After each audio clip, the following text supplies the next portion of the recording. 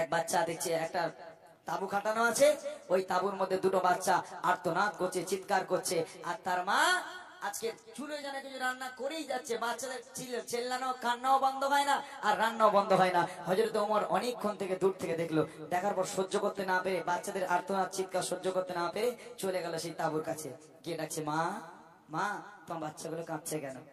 ঘরে থেকে কোনো উত্তর আসে না। দুটো বাচ্চা আজকে দুপুরবেলা আমি লিখলাম, এখনো পুরোপুরি কমপ্লিট হয়নি, অজয় রেখে দেয় না, কবি লিখছে, একটুখানি বলি। দোহাই তোমায় ও জননী বলো মা একটিবার, দোহাই তোমায় ও জননী বলো তুমি একটিবার, তোমার ঘরে কাঁদছে শিশু করে কেন চিৎকার, তোমার ঘরে কাঁদছে শিশু করে কেন চিৎকার, কোন কারণে তাদের মুখে খাবার তুমি দাও না, কোন কারণে তাদের মুখে খাবার তুমি দাও না, মাসুম তোমার খোদার জ্বালা সহিতে যে পারে না, মাসুম তোমার খোদার জ্বালা সহিতে যে পারে না। ও জননী, আজকে তুমি একটু বেরিয়ে এসো, তুমি আমাকে বলো তোমার বাচ্চাগুলো কেন কাঁদছে? মা তুমি তো রান্না করেই যাচ্ছ, রান্না করেই যাচ্ছ, কি রান্না হচ্ছে কেউ জানে না, বাচ্চারা কেঁদে যাচ্ছে। ঘরের মধ্যে থেকে আওয়াজ হলো, কি আওয়াজ?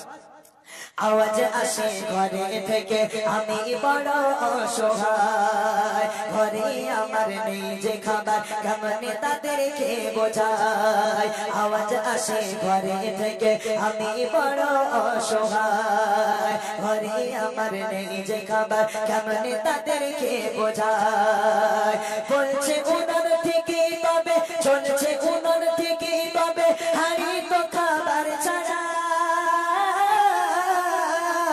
চলছে উনার থেকে তবে হারি তো খাবার ছাড়া, ফোটাই শুধু পানির উপর দিয়ে পাথর টুকরা, ফোটাই শুধু পানির উপর দিয়ে পাথর টুকরা, এমন কথা শুনে আমার অশ্রু যে তার থামে না, এমন কথা শুনে আমার অশ্রু যে তার থামে না, ছুটে ছুটে যাই গো চলে বাইতুল মালের খাজানা, ছুটে ছুটে যাই গো চলে বাইতুল মালের খাজানা। ঘরের মধ্যে থেকে ওই মহিলা বলছে, বাবা আমার বাচ্চারা কাঁদছে, আমি বড় অসহায়, আমার বাড়িতে খাবার নেই। বলে তাহলে চুলো জ্বলছে কেন?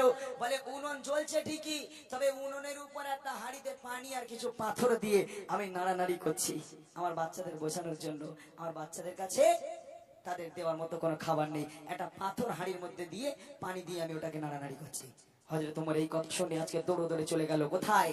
এই তো হলো নেতা, চলে গেল বাইতুল মালের কাছে, যেখানে বাইতুল খাজানা, সেখানে কিছু আটা নিয়ে আসবে।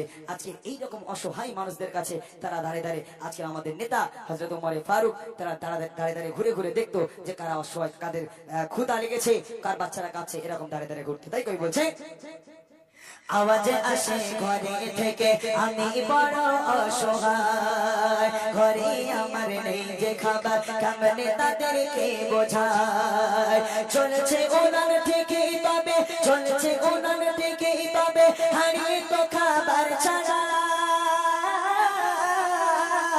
চলছে ওনার থেকে তবে হারিয়ে তো খাবার ছাড়া, ফোটাই শুধু পানির উপর দিয়ে পাথর টুকরা, ফোটাই শুধু পানির উপর দিয়ে পাথর টুকরা, এমন কথা শুনে ওমর অশ্রু যে তার থামে না, এমন কথা শুনে ওমর অশ্রু যে তার থামে না, ছুটে ছুটে যাই গো চলে বাইতুল মালের খাজানা, ছুটে ছুটে যাই গো চলে বাইতুল মালের খাজানা। থেকে এক বস্তা আটা হযরতে উমর মাথায় করে নিয়েছে।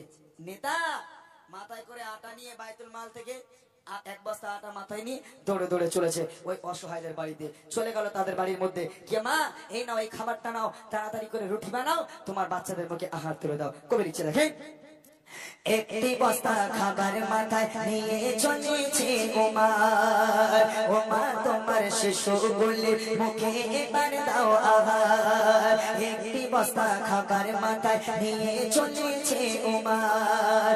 ও মা তোমার শিশু গুলি মুখে এবার দাও আগার।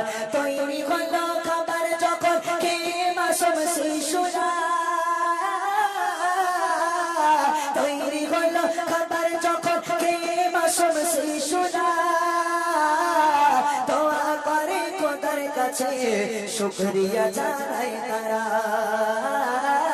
দোয়া করে খোদার কাছে শুকরিয়া জানাই তারা।